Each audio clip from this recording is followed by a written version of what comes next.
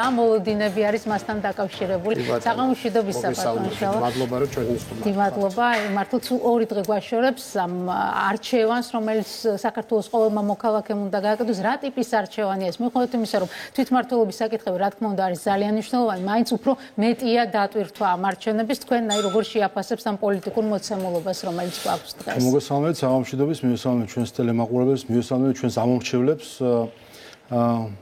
2 დღეში ზეგ ამ დროს ჩვენ უკვე გვეცოდინება არჩევნების შედეგები, მათ შორის იმის წყალობით, რომ ქართული ოცნების მიერ შემოღებული იქნა ელექტრონული თვლელები, რომელიც საარჩევნო უბნების დახურვისთანავე ფაქტობრივად 1 საათის განმავლობაში უკვე შესაძლებლობას ხდის, რომ ვიცოდეთ არჩევნების შედეგები. მე მინდა ვისარგებლო ამ შემთხვევით და უპირველეს ყოვლისა მადლობა გადაუხადო ქართულ ხალხს, ჩვენს ამომრჩეველს, რომელთან ერთადაც გავიარეთ ეს საარჩევნო კამპანია.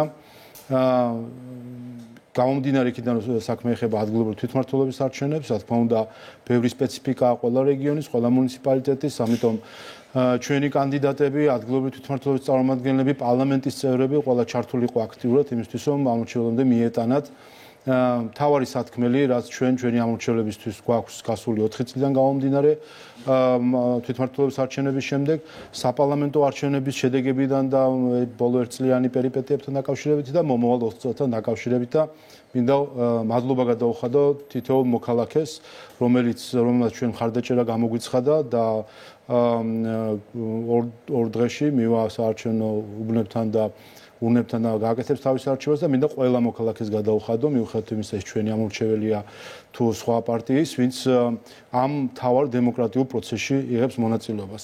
ვინაიდან ჩვენ ხედავთ, რომ მათ შორის დღეს და ამ ხრივ გარკვეული ჭეშმარიტების მომენტიც დგება, როდესაც სულად კრისტალიზდება პოლიტიკურ NGO სივრცე საქართველოში და ხედავთ ჩვენ საით არის დემოკრატიული ძალები და საით არიან ანტიდემოკრატიული. არჩევნები მონიშნულია როგორც სამიზნე თავდასხმის, იმიტომ რომ პოლიტიკური სპექტრის ნაწილი ამბობს, რომ ეს არის რუსული სპეცოპერაცია, რომელიც უნდა ჩაიშალოს. აი რისკებზე რას გვეტყვით? არის თუ არა რეალური საფრთხე? უბრალოდ ყოვლისა ჩვენ ეხლა ერთი მომენტიც არის მნიშვნელოვანი, რომ გარკვეული საარჩევნო ციკლი იკვრება. შარშან ოქტომბერში ჩვენ ავირჩიეთ პარლამენტი, დეკემბერში ავირჩიეთ პრეზიდენტი, ახლა ავირჩიეთ თვითმმართველობებს და შემდეგი 3 წელი არ იქნება არჩევნები და იქნება შესაძლებლობა, რომ არჩეულმა ორგანოებმა ხალხის მანდატით განახორციელონ ის პოლიტიკა, რომელიც საარჩევნო დაპირებებით იქნა გაცემული მოსახლეობის მიმართ. რაც შეეხება არჩევნების ჩაშლას, ხომ პარადოქსი არის ერთი რამ, ჩვენ ჩვეული ვართ ახლა ჩვენი ქართველი შიდა რადიკალების მხრიდან ამგვარ განცხადებებს, ახლა ეს არ არის პირველი არჩევნები, როდესაც ასეთ ისტორიას თესავენ მიხეილ სააკაშვილი ამჯერად ციხიდან, თუმცა მანამდე აი გაგვიმხილა კიდევაც, რომ 2020 წლის ოქტომბერში თურმე ის კატერით მოდიოდა მოაპობდა შავი ზღვის ტალღებს და სხვა შორის თავადაც აღიარო ერთ-ერთი ევროკავშირის ტერიტორიიდან და უნდა ჩავეძიოთ ჩვენ ერთი რომელი ევროკავშირის ქვეყანა გვიწყობდა ასეთ რამეს და გვახსოვთ მაშინ ყოველი არჩევნები ეს იყო კარს მომდგარი შემოდგომასავით საარჩევნო შემოდგომაზე მიხეილ სააკაშვილს უნდა და რადგან მოდგმოდა კარს და ეს ისტერია ცნობილია. თუმცა ამ არჩევნებში მნიშვნელოვანი არის ის, რომ ახლა ვნახეთ ღიად გამჟღავნდა ის გარე მხარდაჭერა, რომელიც საქართველოში ანტიდემოკრატიულ ძალებს აქვს. ჩვენ ვნახეთ, რომ 4 ოქტომბერს არჩევნების პარალელურად არჩევნების მიმდინარეობისას ნაციონალურ მოძრაობას დაანონსებული აქვს ძალადობრივი აქცია არჩევნების ჩაშლა და ამას სოლიდარობა გამოუცხადა. აი ალბათ რა ვიცი არჩევანი რო ქონოდა ბევრი ნებისმიერ მოქალაქეს ვერასდროს ვერ მიხვდებოდა ვინ გამოუცხადა სოლიდარობა. ევროკომისიის პრეს-სპიკერმა სოლიდარობა გამოუცხადა არჩევნების დღეს ძალადობრივი აქციის ჩატარებას.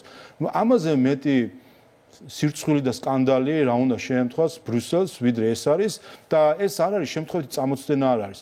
ჩვენ მოვისმენთ ეს ბოლო დღეებია NGO-ების რომელიც დღეს ბრიუსელიდან ფინანსდებიან ძირითადად, იმიტომ რომ ამერიკის შეერთებულ შტატებმა შეწყვიტა მათი დაფინანსება და მართალია ბოლომდე არ ვიცით მათი წყაროები, მაგრამ სავარაუდოდ ეს არის ბრიუსელი ან ევროკავშირის რომელიმე წევრი. არასამთავრობო ორგანიზაციების NGO-ების წარმომადგენლებმა განაცხადეს, რომ ისინი არ მიდიან არჩევნებში ან მონაწილეობას არ იღებენ როგორც ამომრჩევლები.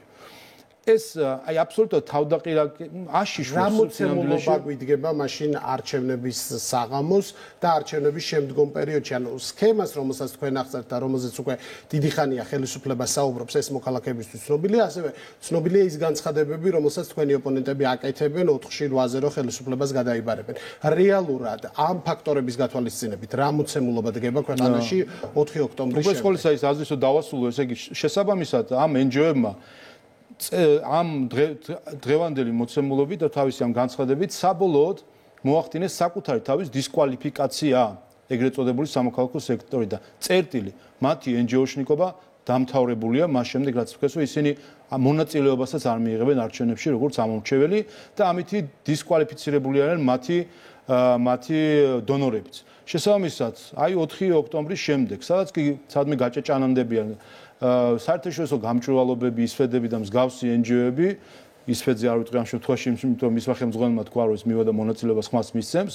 სხვა NGO-ები, რომლებზეც ამათ ჰქონდათ საუბარი, რომ არ მივლენ როგორც ამომრჩევლები, სადაც გაჭეჭანდებიან. ვიცოდეთ, ეს არის ანტიდემოკრატიული რადიკალური NGO და მათი დონორები, როგორც კი გაირკვევა, ყოველას უნდა ავაფაროთ სახეზე მათი განცხადებები, რომ ისინი არიან რადიკალების დამფინანსებლები. რაც შეეხება და იგივე ეხება, რა თქმა უნდა, იმ პარტიებს, რომლებიც არ მონაწილეობენ არჩევნებში. ვინც არ მონაწილეობს არჩევნებში და ვინც ღიად ცდილობს არჩევნების ჩასვლას, ის თავს აყენებს დემოკრატიის მიღმა.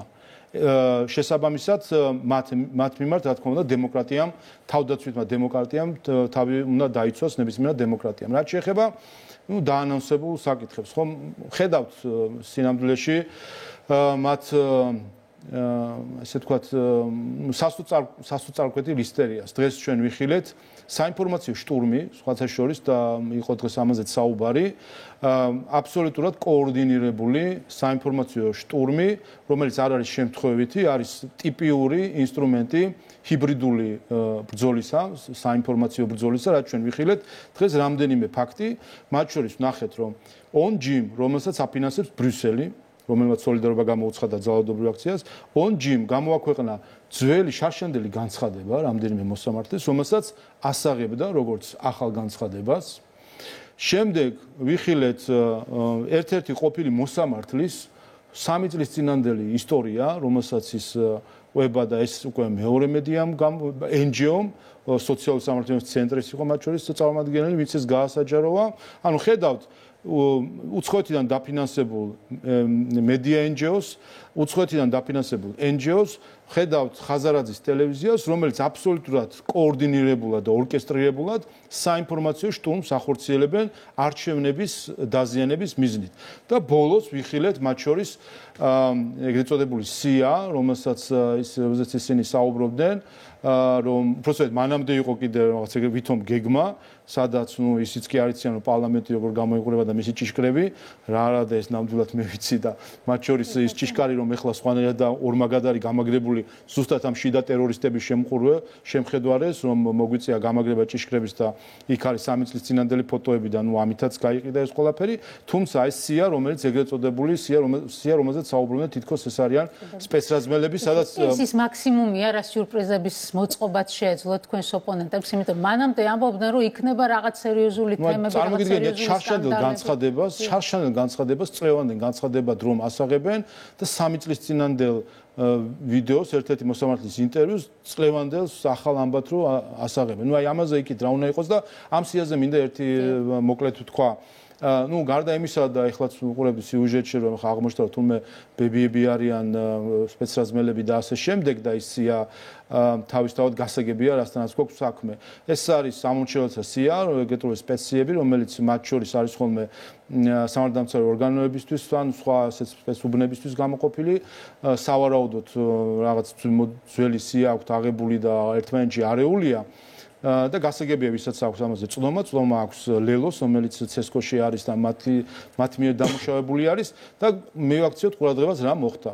მოხდა ის რომ ვიღაც ლევან ბესელიას ანგარიშით, რომელიც არის ყალბი ანგარიში, დღეს გახსნილი და ერთი მეგობარი ყავს, ისიც ერთ-ერთი ცნობილი ჟურნალისტი, ამ ანგარიშზე დაიდო ესია და შემდეგ ვითომ წყარო რო ყოფილიყო სიამეშარი ყალბი ანგარიში, შემდეგ აიტაცა ხაზარაძის ტელევიზიამ, ვითომ ეს წყაროდ გამოიყენა და დაიწყო სპეცსაზმელების ძიება.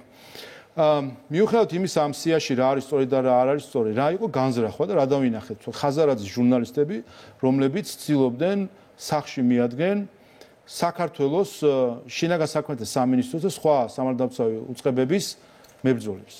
სპეცრაზმელებს, რომლებიც ყოველ დღე 24 საათი შუბს უშვენენ ტყვიას. როცა საუბარი არის განსაკუთრებით დავალებათა დეპარტამენტზე, ისევე როგორც სხვა სპეცდანიშნულების რაზმებზე, იქნება ეს უსაფრთხოების სამსახურში, ფინანსის სამინისტროში, ეს არიან ადამიანები, აი შემდეგ კადრებში რო ხედავთ, ნარკოდანაშაულებზე, რომ შეიპყრობენ დამნაშავეებს, ორგანიზებულ დანაშაულზე. ტერორიზმის მხრივ ახლახანაც რომ ითქვა ამერიკის შეერთებული შტატებიდან რომ გვაქვს საუკეთესო შედეგები, აი ეს ადამიანები არიან ვინც ზრუნავს იმაზე, რომ გაუნებელყოფილი იყვნენ ყველა დამნაშავეები და შუბს უშვერენ ტყვიას ყოველ ჯერს, რომ შვიდად ეძინოს ხაზარაძესაც, შვიდად ეძინოს იმ დონორებსაც, რომლებიც ამ ყველაფერს აფინანსებენ. და რა იყო განზრახვა, რომ ამ ადამიანების პერსონალური ინფორმაციები გაასაჯაროეს და ფაქტობრივად გახადეს სამიზნეები დამნაშავეებისთვის, კრიმინალებისთვის, ნარკო დილერებისთვის და ტერორისტებისთვის გახადეს ქართველი ჯარისკაცები, სპეცდანიშნულის რაზმის წევრები, გახადეს სამიზნეები ისინი და მათი ოჯახები. თქვენ ხო გახსოვთ მათი ყალბი ისტერიები თითქოს ქართული სამხედროების საბუთები აღმოჩნდა სადღაცა სხვაგან. აი ახლა პირდაპირ ეთერში ეს არის პირდაპირ ლელოს და ხაზარაძის დაკვეთით გაკეთებული ასე ვთქვათ კამპანია, რომლითაც და ეს უნდა დავიმახსოვროთ. ეს ასე არჩევნები ჩაივლის და ეს ამას ყველა დაუმახსოვრებს ლელოს, რაც მათ დღეს გააკეთეს. ისინი შეეცადნენ ქართველი სპეცრაზმელების, ქართველი პოლიციელები სამიზნედ გაეხადათ მათი პერსონალური მონაცემების და ინფორმაციის გამჟღავნებით, ისინი სამიზნე გაეხადათ ყაჩაღებისთვის, კვლელებისთვის, ნარკო მომაჭრეებისთვის და ტერორისტებისთვის. ეს არჩევნები ჩაივლის და ქართველი საზოგადოება სხვანაირადაც მოთხოვს პასუხს ამ პოლიტიკურ ძალას, რომლებიც ღალატობს საკუთარ ქვეყანას და ღალატობს საკუთარ ჯარისკაცებს. ეს არის ერთი დიდი სქემის შემადგენელი ნაწილი, რატო ვაზუსტებ ამ კითხვას, იმიტომ რომ ჩვენ ნახეთ მანამდე ხაბეიშვილის მოწოდებები, რომ კონკრეტულ თანამშრომლებს ეუბნებოდნენ, რომ ისინი გადმოსულიყვნენ მათ მხარეს და ამისთვის მიიღებდნენ ჯილდოს. ასევე სხვა მსგავსი ტიპის განცხადებები კეთდება, მომისმინეთ სუსის ხელმძღვანელის მხრიდან, რომ ეძებენ განსაკუთრებით მოქმედი პოლიციელების რიგებში ადამიანებს, ვინც ამას გააკეთებს. ანუ საბოლოო ჯამში რა შედეგთან მივდივართ და რა უпростоრად რა მიზანთან მივდივართ და რა იქნება შედეგი. არაფერი, ეს არის ისტერიის დათესვის ცდილობა და საინფორმაციო ხმაური. კიდევ ერთხელ, ანუ ეს სხვა პირველად არ ხდება. გაიხსენეთ სააკაშვილი, აი კადრები ალბათ თვალწინ უდგას ყველას, თურქეთიდან საქართველოს საზღვარს რომ მოადგა, სარფთან რო იყო და იქიდან რო ჩართობს საკეთებდა, აგერ კატერიდან ჩართობს საკეთებდა. ეს ზუსტად იგივე მეთოდია ნაციონალური მოძრაობის, რაც აქამდე იყო. ჩვენ უბრალოდ აქ სხვა განზომილება, უბრალოდ სხვანაირად გამომჟღავნდა. ეს ადამიანები, ვინც ძალადობას აანონსებს, ვინც ცდილობს მოსყიდას პოლიციელებს, ვინც ცდილობს ძალადობაზე საუბარს. ეს ადამიანები, აი სულ ეხლა ხანს, რამდენიმე დღის წინ, მათი პარტიის თავმჯდომარე და წევრები ნაციონალური მოძრაობის იყვნენ ბრიუსელში, საკუთარი განცხადებით, ევროკომისიაში ჰქონდათ შეხვედრები და ევროპის სახალხო პარტიის რაღაც შეხვედრაზე გამოვიდნენ. აი ხომ აბსოლუტურად ვინ დაიჯერებდა რომ ასეთ აბსურდის თეატრში გვექნებოდა ჩვენ საერთოდ გვექნებოდა საქმე, რომ დღეს ფაქტობრივად ევროკავშირის დროშა ამ ხალხმა აქცია ძალადობის სიმბოლოდ. დღეს ხომ ასე აქამდე მიიყვანეს საქმე, რომ სადაც გამოჩნდებიან ევროკავშირის დროშით, იქ მოდიან ძალადობით. აი ეს გაუკეთეს ევროკავშირს და ბრიუსელს და ამას უხუჭავს თვალს ზოგიერთი ელჩი და მათ შორის ევროკავშირის ელჩი, რომ მისი დროშა, ევროკავშირის დროშა ამ ადამიანებმა აქციეს ძალადობის, ზიზღის და სიძულვილის სიმბოლოდ საქართველოში. ამ ჯგუფის მხარდაჭერის კიდევ ერთ მაგალითად შეიძლება განვიხილოთ სავარაუდოდ ევროპის საბჭოს საპარლამენტო ასამბლეის რეზოლუცია, სადაც ბევრი ჩანაწერია, მაგრამ საერთო თეზა ასეთი შეიძლება გამოვიტანოთ, რომ საქართველოში დემოკრატიის არსებობა დგას კითხვის ნიშნის ქვეშ, ხო? ეს უბრალოდ საინფორმაციო საბაბად არის გადმოგდებული ამ რადიკალური ოპოზიციისთვის თუ რაიმე სერიოზულ მნიშვნელობას თუ ანიჭებთ თქვენ. თავისთავად ესეც უკვე მარტივი ხო ყველა უკვე რა ვიცი მე გადაღეჭილი ხრიკი არის, რასაც რომ ხედავთ რეზოლუციები არჩევნების წინ და ეს ყველაფერი არაფერი ახალი არ არის ამ დედამიწაზე და მათ შორის არც ეს მეთოდები არის ახალი. ერთ რამეს მივაქციოთ ყურადღება. 612 წევრი ყავს ჯამში პასეს ევროსაბჭოს საპარლამენტო ასამბლეას 65 ადამიანმა მისცა ხმა ამ რეზოლუციას ესეც აჩვენებს ხა ეს ეს კი ცალკე მომენტი არის ხა წარმოგიდგენთ პარლამენტში მაშინ კანონებს რო ვიღებდეთ 12 კაცმა რო დაუჭეროს ხარი და ასე ვიღებდეთ პარლამენტი საერთოდ გაუგებარი პროცედურებია ეს კიდე სხვა საკითხია თუმცა ეს არის კიდევ ერთი მცდელობა ასე ვთქვათ რომ გარკვეულად მისცენ საწვავი ოპოზიციას და მისცენ ისთვის რა აქვს დაანონსებული აქაც ვინ იყო ინიციატორი იყო ევროპის სახალხო პარტია და ALDE ნაციონალ მოძრაობის და იმის რა ქვია დროას პარტნიორი პარტიები რომლებსაც ჩვენ ხედავთ ხომ ამ ადამიანებს არანაირი ემპათია თანაგზნობა ქართველების მიმართ არ აქვს ეს არის აბსოლუტურად მშრალი პოლიტიკური გათვლები საკუთარი მარიონეტების დასმისა სხვა ქვეყნებში აი ამას დაამსგავსეს სამწუხაროდ დღეს ევროპაში ზოგიერთმა პოლიტიკურმა ძალებმა ის მდგომარეობა, რასაც ჩვენ ხედავთ. მოდით ვისაუბროთ ბრიუსელის როლზე ამ პროცესში ევრობიუროკრატების უფრო კონკრეტულად. ის მოწოდება, რომელიც თქვენ უკვე ახსენეთ და ევროკავშირის პრესპიკერმა მხარი დაუჭირა აქციის წარმომადგენლებს, მაგრამ რას ელოდებით სხვა რა ტიპის განცხადებებს ან ქმედებებს ელოდებით? მით უმეტეს რომ თქვენი ოპონენტები ყოველთვის იმუქრებიან რომ იქნება სანქციები ქართული ოცნების ხელისუფლების წარმომადგენლების მისამართით, იქნება მკაცრი შეზღუდვები, მათ შორის უვიზო ნაწილზე, რომელიც ეხება მოქალაქეებს, აი რა მოლოდინი გაქვთ საბოლოო ჯამში და იქნება თუ რა ერთგვარი ტრიგერი 4 ოქტომბრის შემდგომი პროცესები. გააჩნია, გააჩნია თუ ევროპაში, ბრიუსელში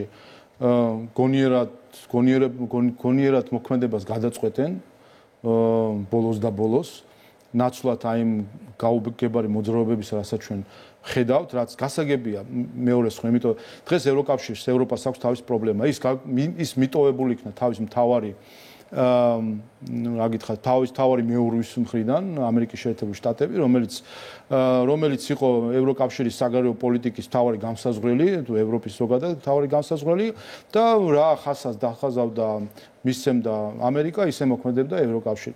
ამერიკა დღეს დისტანცირდა, ამბობს თქვენ თავს თქვენ თვითონ მიხედეთ აგერ უკრაინის ომის საკითხიც ევროპის ევროკავშირის მხრებს დააწვა და როგორც არასრულწლოვანი გამოუცდელი ბავშვი, აი დაახლოებით ასე იქცევა ბრიუსელი დღეს ხელებს იქნევს და არასერიოზული არის მისი ქცევები. ამიტომ მე იმედი მაქვს უბრალოდ რომ დასერიოზულდება ბრიუსელის პოლიტიკა, მათ შორის საქართველოსთან მიმართ და დაფიქრდებიან საერთოდ რას აკეთებენ, როგორ იქცევიან და დემოკრატიას სემენ პატის. იმიტომ რომ როდესაც აქ პასუხი არის ორი დღეს რასაც ხედავთ ჩვენ ბრიუსელის პოლიტიკაში არის ორი ახსნა აქვს ამას ეს არის ან არაპროფესიონალიზმი რაც მათ შორის ევროკავშირის საგარეო კომისრის დღევანდელი კომისრის სახით რა თქმა უნდა გასაკვირი არ არის კაია კალას გულისხმობ მისი გამოუცდელობა სახეზე არის და მეორე ეს არის მავნებლობა რომელიც პირდაპირ შეიძლება არსებობდეს ან მოკლედ ან არის არაპროფესიონალიზმი, ან არის მავნებლობა. რა თქმა უნდა, არც ერთი არ არის კარგი, მაგრამ იმედი ვიქონიათ, რომ ეს არის არაპროფესიონალიზმი და რამენაირად იქნებ გამოსწორდეს, თან თუ მავნებლობა არის, დარწმუნდებიან, რომ ვერ მოხდება აქ მარიონეტებით ჩანაცვლება ხელისუფლების სხვა ქვეყნებში. ეს ამას აკეთებდნენ სხვა ქვეყნები და იმათმაც ხელი აიღეს ამაზე. მათ შორის ამერიკის შეერთებული შტატებმა ტრამპის ადმინისტრაციამ პირდაპირ განაცხადა, რომ მათ არ აქვთ განზრახვები, რომ სხვა ქვეყანაში ხელისუფლებები არ ნაცვლონ და რატომღაც ახლა ბრიუსელმა მოინდომა დიდი ბიჭის როლის მორგება და მსოფლიოს პოლიციელობა და რეჟიმ ჩეინჯების მოწყობა, რაც ხედავთ, რომ არც გამოზდით და არც სერიოზულად არ ჩანან. ამიტომ მე იმედი მაქვს, რომ ის შეცდომა, რომელიც მათ შარშან დაუშვეს, როდესაც საქართველოში არჩევნების შემდეგ შეეცადნენ და ამაზე მე დავწერე კიდევაც, რომ გარკვეულწილად შეეცადნენ ხელოვნური თამაშგარეში მოექციათ საქართველო და აღმოჩნდა რომ და მათ შორის ქართული ოცნება და როგორც ხდება ხოლმე გამოუცდელ გუნდებში ეს ხელოვნური თამაშგარი არ გამოვიდათ და ქართული ოცნება კიდევ ერთ გამარჯვების გოლს გაისტანს ამასობაში. ამიტომ ფიქრობ რომ უპირველეს ყოვლისა მათთვისაც მნიშვნელოვანია ევროკავშირისთვის გეოგრაფიულად მათ შორის, როდესაც საუბრობენ ისინი ევროკავშირის ეკონომიკურ უსაფრთხოებაზე და გასაგებია ეხლა რომ თქვა ქალბატონი კალასი ან სხვები მათი გამოუცდელობით ეთყობა ამ გეოგრაფიაში ისე ვერ ერკვევიან, რომ გადაგვიფრენენ ხოლმე თავზე და ხიდების გავლებას ალბათ ჩვენს არ ვიცი როგორ აპირებენ ჩვენთვის გვერდისავლით, მაგრამ ფიქრობ რომ საბოლოო ჯამში საღი აზრი გაიმარჯვებს იმ ხალხისა, რომელსაც გარკვეული გამოცდილება ამ მხრივ აქვს. იძლევა თუ არა ოპტიმიზმის საფუძველს ის დღის წესრიგი, რომელიც ჰქონდა კოპენჰაგენის სამიტს, რომელსაც ესწრებოდა საქართველოს პრემიერ-მინისტრი და იქ საუბარი ეხებოდა ეკონომიკურ თანამშრომლობას, მათ შორის დაკავშირებადობას, სატრანზიტო ფუნქციას ქვეყნის, ნარკოდანაშაულის წინააღმდეგ ბრძოლის კოალიციის მონაწილე გახდა საქართველო. გამოიკვეთა თუ არა ის წერტილები, თანამშრომლობის, ასე ვთქვათ, მთავარი თემები, რაზეც უნდა დაეფუძნოს სამომავლო პარტნიორობა ევროკავშირთან, უკვე მას შემდეგ, რაც მართლაც აღიარებული იქნება სუვერენიტეტის ის ხარისხი, რომელიც დღეს აქვს ქვეყანას. თავით არ თუ გამოიკვეთა ეს არცარცად წასულა. ჩვენ ევროპასთან ინტეგრაციის მხრივ, ევროპის ურთიერთსასარგებლო თანამშრომლობის მხრივ ყველაფერი გარკვეულია, ყველაფერი მათ შორის ასოცირების შეთანხმების ნაწილი სწორედ ეს არის და თავისუფალი ვაჭრობისას. ის რომ საქართველოს სარგებელი შეუძლია მოუტანოს ევროკავშირის დაკავშირებადობის კუთხით, მათ შორის ენერგომატარებლების მიწოდების მხრივ საქართველოს გავლით და დერეფნის შეთავაზებით ვაჭრობისთვის, ეს ყველაფერი ცნობილია და ამ მხრივ საქართველოს საუკეთესოდ თანამშრომლობს ევროკავშირთან. ერთადერთი რამეზე ვერ თანხმდებით. ჩვენ გვინდა ქართულ ხალხს რომ ჩვენ ავირჩიოთ ჩვენი ხელისუფლება. ბრიუსელში ზოგიერთს უნდა რომ მათ დაგვინიშნონ ხელისუფლება. აი ეს უმარტივესი საკითხი, რომელიც წესით 21 საუკუნეში მარტივი უნდა იყოს, ამ საკითხს სამწუხაროდ ზოგიერთი ბრიუსელში უდგება თითქოს ეს იყოს 100 წლის წინანდელი ევროპა. და ჩვენ ამ ესეც არ უნდა დაგვაუწყოს. ევროპა ასეთი თეთრი და ფუმფულა ეს ბოლო 80 წელი არის. თორემ მანამდე სხვანაირი იყო ევროპა. ევროპა გვახსოვს დამპყრობით ომებს აწარმოება, ევროპა გვახსოვს ერთმანეთში ომობდა, ევროპა გვახსოვს საშინელ საზარელ დანაშაულებს ჩადიოდა კაცობრიობის წინაშე. ეს ყველაფერი ევროპა იყო. და მხოლოდ მეორე მსოფლიო ომის შემდეგ გვაქვს ჩვენ ის მდგომარეობა, როდესაც ღირებულებებზე დაიწყო საუბარი და 80 წელი ძალიან ცოტაა ისტორიისთვისაც, კონტინენტისთვისაც და ცივილიზაციისთვის, იმისთვის, რომ ჩვენ ვთქვათ, რომ ეს გამყარებული არის ეს ღირებულებები ევროპის კონტინენტზე. ამიტომ ზოგიერთებს ჯერ კიდევ 100 წლის წინანდელი ევროპული მენტალიტეტი აქვს, როგორც ჩანს და ფიქრობენ, რომ სხვა ქვეყნებში შეუძლიათ ხიშტით და, ვიცი, ძალდატანებით საკუთარი ნება გაატარონ და აი ქართველებს ხრივ აქ მთელი პარადოქსი ის არის, რომ აქ დაეჯახნენ უბრალოდ მოდიოდა მათგან სეტყვა და დაეჯახნენ ქვას. იმიტომ რომ სხვა რაღაცა ხდება. ჩვენ ვართ ერი, რომელმაც საბჭოთა კავშირის დაშლას არ დაელოდა და ჩვენ თვითონ გამოვიყავით საბჭოთა კავშირში, რაც ისედაც ჩანდა, რაც იყო. ეს სწრაფვა დამოუკიდებლობისკენ სუვერენიტეტისთვის იმდენად ძლიერია ქართულ ხალხში, რომ ახლა რომელიღაცა ქვეყნის რომელიღაცა მინისტრის რომელიღაცა სპიკერმა მოინდომოს გამოვიდეს და გვესაუბროს ელენე კარგი გოგოა და როგორ მოხდა მისი დაპატიმრება, ნუ აი ამ დონეზე რომ ფიქრობენ ქართულ ხალხზე, ეს არის პრობლემა და მათ შორის სხვა კანონმდებლობის მხრივაც აი დღეს ბრიტანეთზე იყო ერთ-ერთი ინფორმაცია, ამაზეც კარგად გამოჩნდა და ბარემ ამაზეც ვიტყვი თუ შეიძლება. ამაზე ცალკე ვისაუბროთ ევროკავშირზე ჩაგეკითხებით და ამისთვისაც მოგცემთ დროს ბუნებრივია. საინტერესოა რა თქვენ რაზეც საუბრობთ, რომ შეგო ევროპა მოიგება გონს. რა ვადაში უნდა მოხდეს ეს პროცესი, თუ კი ასეთი მოლოდინი გაქვთ და რა უნდა იყოს ერთგვარი ცვლილებების მთავარი ესა ტრიგერი. მე ვფიქრობ 4 ოქტომბერი ეს არის კარგი მომენტი იმისთვის რომ კიდევ ერთხელ ფართოდ გაახილონ თვალები ყველა ხმამაღლად მოსაუბრე ელჩმა და უცხოელმა პოლიტიკოსმა და ამ ფართოდ გახილით თვალებით ჩახედონ ქართველების არჩევანს.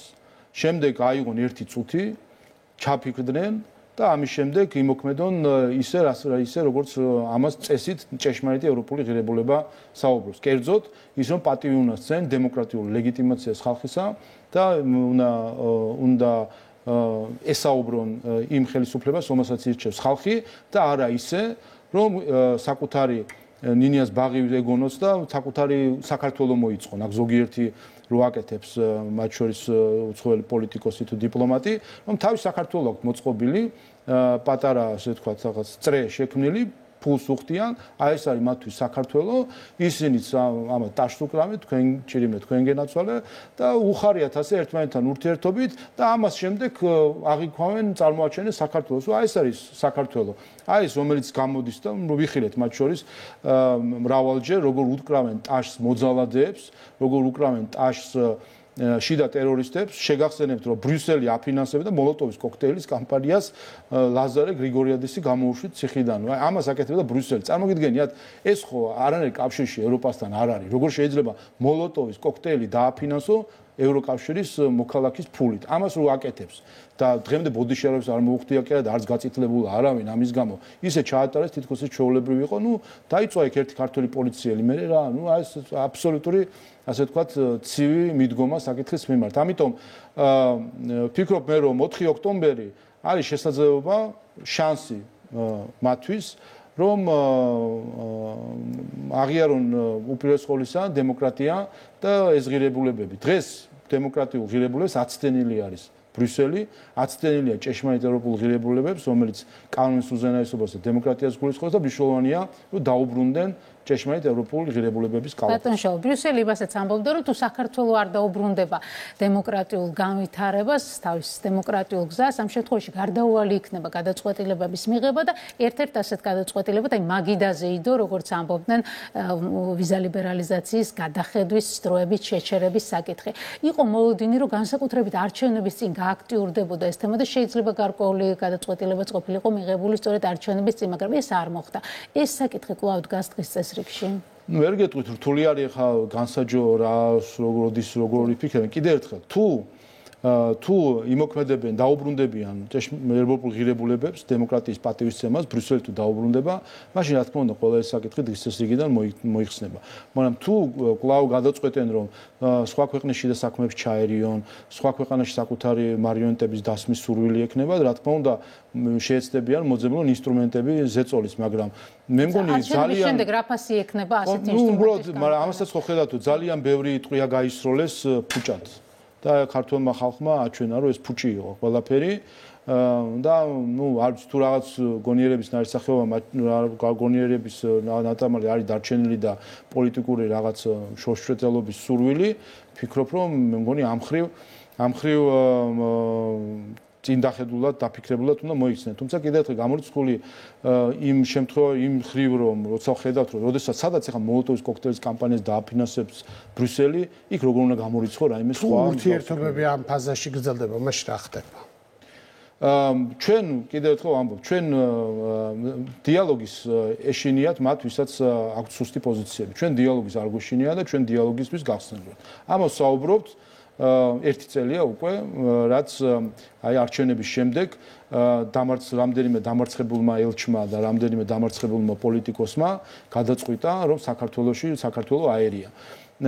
ერთი წელია საუბრობთ, რომ მზად ვართ დიალოგისთვის, უნდათ დახურულ კარს მინდა, უნდათ საჯაროდ, უნდათ თბილისში, უნდათ ბრიუსელში, სადაც უნდათ ყველანაირ დიალოგზე ვართ მზად ვართ ჩვენი გადაწყვეტილებები არგუმენტირება მოახდინოთ, მზად ვართ მათ მიმართ ჩვენი კრიტიკა დავასაბუთოთ და საზოგადოება და ხალხი დაინახავთ ძალიან კარგად სადგას სიმართლე.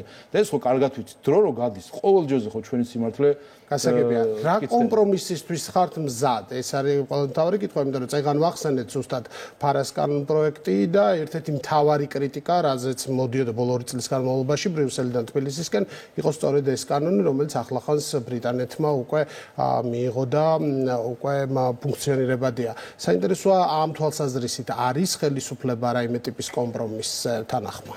ჩვენ მზად ვართ რომ ვაპატიოთ ის ცრუ კრიტიკა, რომელიც ამ კანონთან დაკავშირებით იყო და დავივიწყოთ ეს წყენა, რომელიც მათი ცრუ ნარატივებისგან მოდის.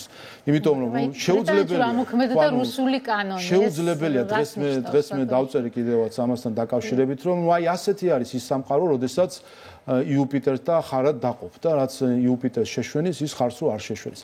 ბრიტანეთში დღეს ამოქმედდა უცხოური გავლენის რეგისტრაციის სქემა ქვია, მოგეთ კანონი, რომელიც ამბობს, რომ ну რაც აქვს ჩვენ აი მაგალითი რომ მოვიტანო რამდენიმე კვირის წინ ბრიტანეთის საელჩომ განცხადება გააკეთა სადაც მან გააკრიტიკა რომ არმიასთან საშუალება გაეცა გრანტი და დაეფინანსებინა მედია გამოცემა ტაბულა რომელიც არის ევროპული საქართველოს თუ დღეს როგორც ვქვიათ მათი პარტიული გაზეთი და ნაციონალური მოძრაობის 5 ნომრის და შეთავსებით ზურა ჯაფარიძის ძმის გია ჯაფარიძის NGO მომავლის აკადემია დაეფინანსებინათ იმისთვის რომ მათ საარჩევნო პროცესები გაეშუქებინათ აპირებდა დაეფინანსებინა ორგანიზაციები, რომლებსაც გაცხადებული მიზანი აქვს, აი დღესაც რო ამბობენ და მაშინაც რო ამბობენ, რომ ჩაეშალათ არჩევნები. აი ამას აპირებდა და ამაზე იწუწუნა საელჩო. ჩვენ საქართველოს რომ დაგვეფინანსებინა, ეხლა აი დღეს რომ მოვინდომოთ და დავაფინანსოთ ბრიტანეთში, გინდათ მედია გამოცემა და გინდათ არასამთავრობო ან რაღაც არაკომერციული ორგანიზაცია არჩევნების საკითხებზე სამუშაოდ ჩვენ საქართველოს უნდა დავრეგისტრირდეთ ბრიტანეთის უცხოური გავლენის რეესტრში. ხოლო ბრიტანეთს, რომელიც იგივე რამეს აფინანსებს ჩვენთან, არ უნდა რომ დარეგისტრირდეს უცხოური გავლენის რეესტრში. აი კითხვა ხო მარტივია, რომელიც შეუძლია ნებისმიერ დაუშვას ბრიტანეთის ელჩს და საელჩოს. აი რასთან გვაქვს საქმე? აი რაშია საქმე? რატომ არის თუკი საქართველოს დააფინანსებს ბრიტანეთში ზუსტად იგივე რამეს უნდა დავრეგისტრირდეთ და ბრიტანეთი რომ აფინანსებს საქართველოში ამის რეგისტრაციის მოთხოვნა არის დიდი შეურაცხყოფა ბრიტანეთთვის.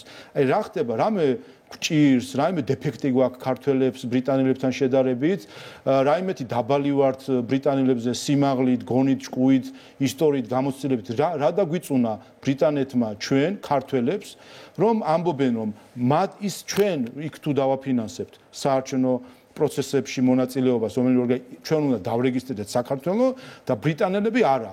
აი აგვიხსნან, რაიმე ისტორიაში მოხდა არსებობს რაიმე ჩვენთვის უცნობი ტრაქტატი, რომელიც ბრიტანეთთან გვაქვს დადებული, სადაც ჩვენ ვთქვით, რომ ჩვენ დავემორჩილებით მათ ნებას და აი რამე არის ასე. ხო ამას ხო ახსნა არის. სინამდვილეში ხო ეს არის ჩვეულებრივი ფარისევლობა, რომელიც უბრალოდ დიდ პატარობის ფილოსოფიას ეყრდნობა 100 წლის წინანდელ ევროპულ აზროვნებას. როდესაც იყო დიდი ქვეყანა, პატარა ქვეყანა, აი რასაც მინდა, ჩემი უნდა გავიდეს, შენი არ უნდა გავიდეს.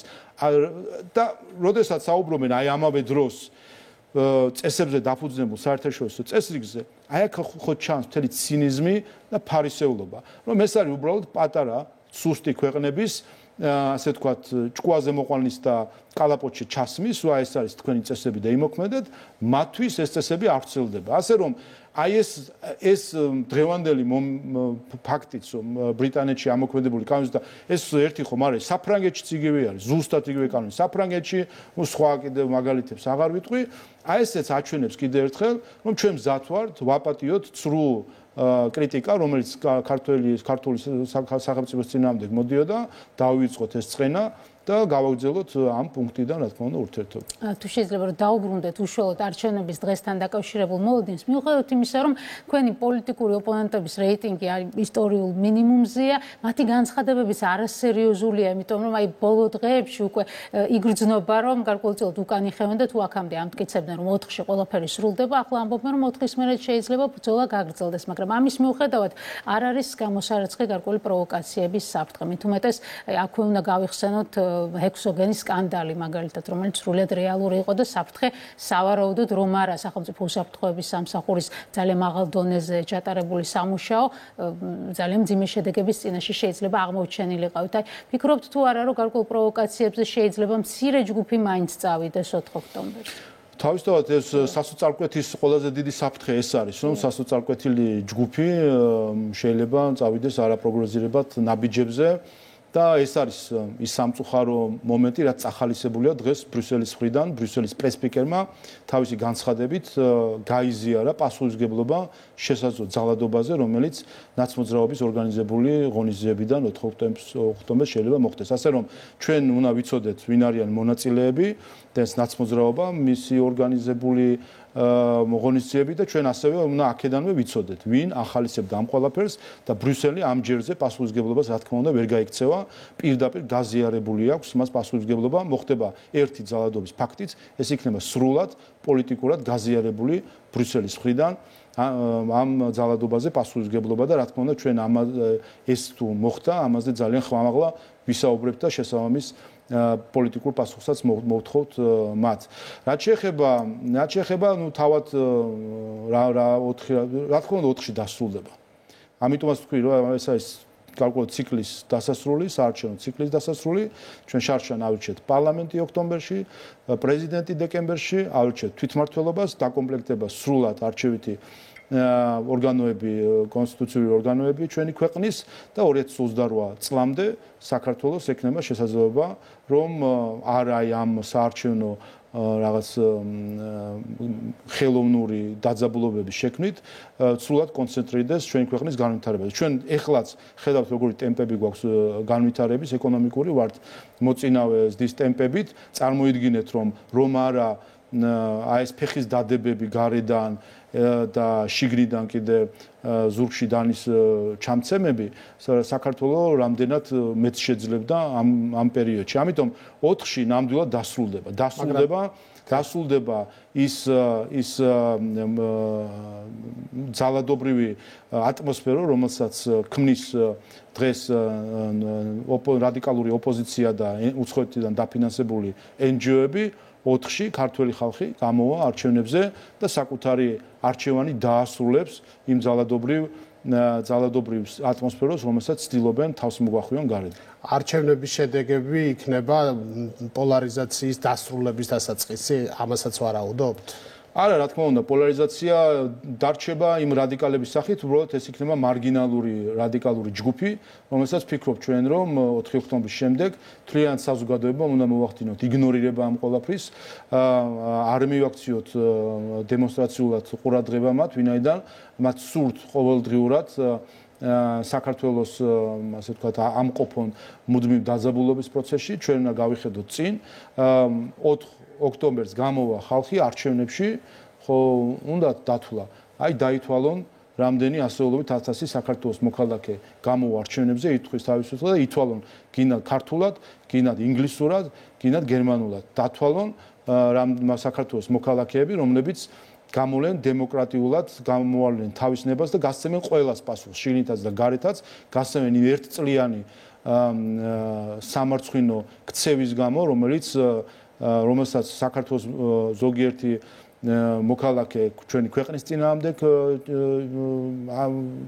ჩადიოდა და უცხოელები, რომლებიც ცდილობდნენ ჩვენი ქვეყნის დაზიანებას. ამიტომ ნამდვილად 4 ოქტომბერს დასრულდება ის სიძულვილი, დასრულდება ძალადობა, დასრულდება საქართველოს არეულობაში შეყვანის მცდელობა და ჩვენ სრულად უკვე ხელისუფლების ყველა შტო პრეზიდენტიდან დაწყებული და ნებისმიერ მუნიციპალიტეტის საკრებულოს წევრი დამთავრებული ყველა კონცენტრირებული ვიქნებით ჩვენი ქვეყნის აღშენებლობაზე და ჩვენი ორი მთავარი ეროვნული ამოცანის მიღწევაზე. ჩვენი ქვეყნის გამთლიანებისკენ ვიქნებით ორიენტირებული გამთლიანებაზე და კეთილდღეობის ამაღლებაზე ჩვენი მოსახლეობის. მაგრამ თუ გაგრძელდა ეს რადიკალიზმის წახალისების სქემა, რომელიც თქვენ სახსენეთ, რომელიც შეიცვალა ახალი რეგულაციების გათვალისწინებით, ახლა ჩვენ ხედავთ აი სასწავლებლების უნივერსიტეტების როლს, რომელიც გამოიკვეთა, მაშინ როგორ დასრულდება თუ კი მუდმივად მაგალითად ვახსენოთ ტერორიზმზე ახალგაზრდებს ეუბნებიან, რომ არ არის ყოველთვის ნეგატიურ კონტექსტში წარმოსაჩენი საქმე. აი როგორ შეიძლება ეს პრობლემა მოგვარდეს? ჩვენი სახელმწიფოც და ჩვენ ხელისუფლებაში მყოფი ადამიანები, ჩვენი მოქალაქეებიც გამოცდილებას ვიძენთ, რა თქმა უნდა, ჰიბრიდული საფრთხეები,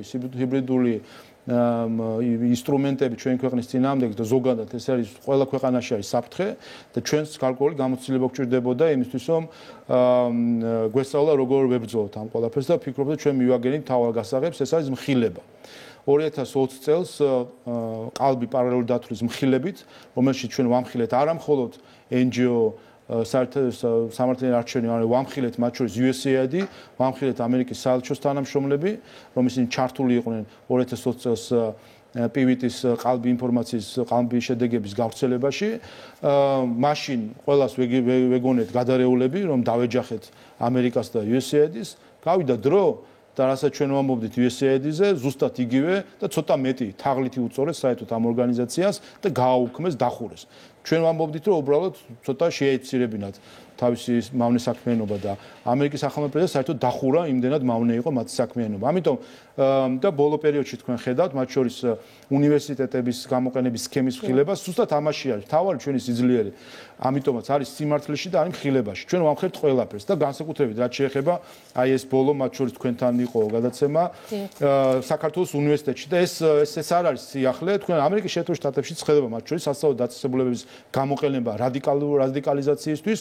იცით რომ პრეზიდენტ ტრამპსაც ამ მხრივ არის ძალიან გახსნილი და ღია საუბრობს იმაზე თუ როგორ ხდება რადიკალების, შიდა ტერორისტების მომზადება და ასე ვთქვათ წახალისება და ეხლა ხომ თითქოს არაფერი არ ხდებაო და საქართველოს უნივერსიტეტში ის ტრენინგები რომელიც იქ ტარდება მე-9, მე-10, მე-11 კლასელებს ეუბნებიან რომ ის ვინც ერთი ადამიანისთვის ტერორისტია სხვა ადამიანისთვის შეიძლება თავისუფლების მებრძოლი უნდა იყოს. აი ამას აკეთებს დღეს საქართველოს უნივერსიტეტი რომელიც სტუდენტებს უნდა ასწავლიდნენ და მე-9, მე-10, მე-11 კლასელებს საკუთარი უნივერსიტეტის კედლებში რომელიღაცა სართულზე და რომელიღაცა ორგანიზაცია ეუბნება რომ ტერორისტი შეიძლება თავისუფლების მებრძოლი უნდა იყოს და ამას აფინანსებენ უცხოელები. ეს სქემები ჯერ კიდევ ბოლომდე არ არის გაშიფრული და ნაწილობრივ და ისედაც გაშიფრულია ბოლომდე არ არის ჯერ გასაჯაროებული,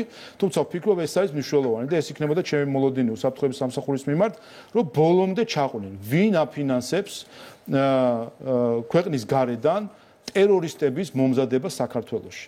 და აქ თუ აღმოჩნდება 1 ცენტი მაინც ბრიუსელიდან ჩარიცხული. აქ თუ აღმოჩნდება 1 ცენტი მაინც ევროკავშირის რომელიმე ქვეყნის დედაქალაქიდან, იქ ჩვენ უნდა ვიყოთ ძალიან მკაფიო და ხმამაღალი. ტერორისტების მომზადებას ბრიუსელის ფულით თუ რომელიმე სხვა ფულით საქართველოს არ დაუშვებს ორი მიზეზის გამო. პირველი, ჩვენ უპირველეს ყოვლისა, რა თქმა უნდა, ჩვენი ქვეყნის ინტერესებზე ზრუნავთ და მეორე, მათ შორის ევროკავშირზე და ზრუნავთ და სხვა წერტილებზე.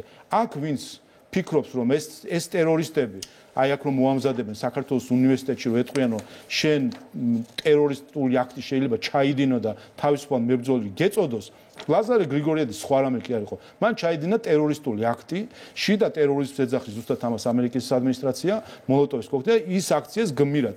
აი ამ ხალხმა ტრენინგს ამიტომ ატარებენ, რომ ლაზარე გრიგორიაძესი არის გმირი ტერორისტი. და ეს ტერორიზმი ვინც აქ აფინანსებს და ყველა უცხოელს ჩაუყვებით და ყველას მივაგინებთ ვისი ფული, რომელი ქვეყნის და რომელი დონორის ფული არის. აი ამის უკან ჩაუყვებით ყველას და ყველას ვახვევთ ხმამაღლა და ერთი რამე უნდა იცოდენ და ეს გამოცდილება სამწუხაროა რომ ვერ შეიძინეს და ახლო აღმოსავლეთში რაც ხდება ხედავთ. აი ასე თითქოს იქ მავნებლობის შემოიფარგლებოდა ესე აღმოჩნდებოდა ხოლმე შემდეგ რომ ტერორისტები ჰქონიათ თურმე დონორებს დაფინანსებული. გახსოვთ თქვენ მათ შორის აი ახლო აღმოსავლეთში მიმდინარე მოვლენებისას აღმოაჩენდნენ ხოლმე სხვადასხვა დონორი ორგანიზაციის სიმბოლიკას ამა თუ იმ ტერორისტულ ბანაკებში. ასე რომ ტერორიზმებს როცა აი აფინანსებს ეს არათუ წითელი ხაზი არის. ამას არანაირი დაშვება საქართველოში არ ექნება, ჩავყვებით ბოლომდე ყველა ამ სქემას და რაც შეეხება სხვადასხვა აი ამ ცდილობებს დაწესებულების გამოყენებისა და საქართველოს უნივერსიტეტი, ეს უკვე იქცა სიმბოლოდ საქართველოში რადიკალიზმის წახალისებისა და ბავშვების რადიკალიზაციისა. ფაქტობრივად არასრულწლოვან ტერორისტებს ამზადებენ იმით, რომ ახდენენ მათ რადიკალიზაციას და განწყობას ქვეყნის წინააღმდეგ უპირველეს ყოვლისა და მათ შორის იმით, რომ ძალადობას როგორც მისაღებ ინსტრუმენტს ასწავლიან. დიდი მადლობა ბატონ შავა, როგორც გვებძეთ, საზოგადოება თავის პასუხს რადიკალიზმს და მის წახალისებას გასცემს 2 დღეში, 4 ოქტომბერს არჩევნებზე და მადლობა რომ აი 2 დღით ადრე იყავს მნიშვნელოვანი დღემდე იყავით ჩვენი სტუმარი, პარლამენტის თავმჯდომარე შავა პაპუაშვილი პასუხობდა იმედი ლაივის კითხვებს. ჩვენ უკვე დავბრუნდებით საარჩევნო დღეს სპეცეთერში. მადლობა რომ გვიყურებთ. ნახვამდის.